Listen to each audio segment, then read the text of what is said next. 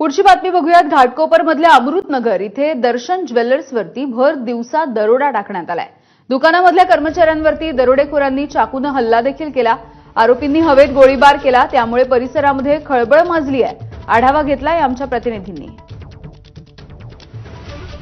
घाटकोपरच्या Amritnagar circle येथे अगदी गजबजलेल्या ठिकाणी भर दिवसा दरोडा पडल्यामुळे खळबळ उडालेली आहे। आपण जर बघितलं तर दर्शन ज्वेलर्स या ज्वेलर्सच्या दुकानामध्ये हा दरोडा पडलेला आहे। घटनास्थळी आता फॉरेन्सिक टीम असेल, त्याचबरोबर वरिष्ठ अधिकारी जे आहेत ते दाखल झालेले आहेत। अपर पोलीस आयुक्त या ठिकाणी आलेले आहेत, डीसीपी या ठिकाणी दाखल झालेले आहेत, क्राईम ब्रांचच्या वेगवेगळी पथकं या ठिकाणी दाखल झालेली आहेत। साधारणतः सकाळी 10:30 वाजताच्या दरम्यान हा दरोडा पडलेला आहे।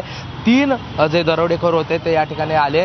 त्यांनी या ठिकाणी दर्शन ज्वेलर्सच्या या ज्वेलर्स शॉपमध्ये प्रवेश केला आणि दर्शन मेटकरी जे या शॉपचे ओनर आहेत त्यांच्यावर हल्ला केला।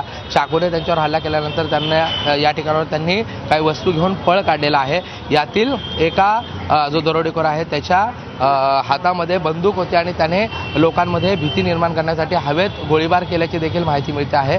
आता या संपूर्ण प्रकरणी वरिष्ठ पोलीस अधिकारी असतील, क्राईम ब्रांच असतील, हे याचा संपूर्ण तपास करत आहेत। वेगवेगळी पथकं जी आहेत ती रवाना करण्यात आलेली आहे।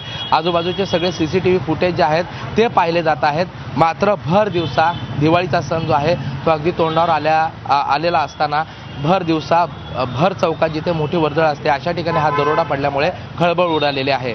प्रशांत बडे, एबीपी माझा, मुंबई।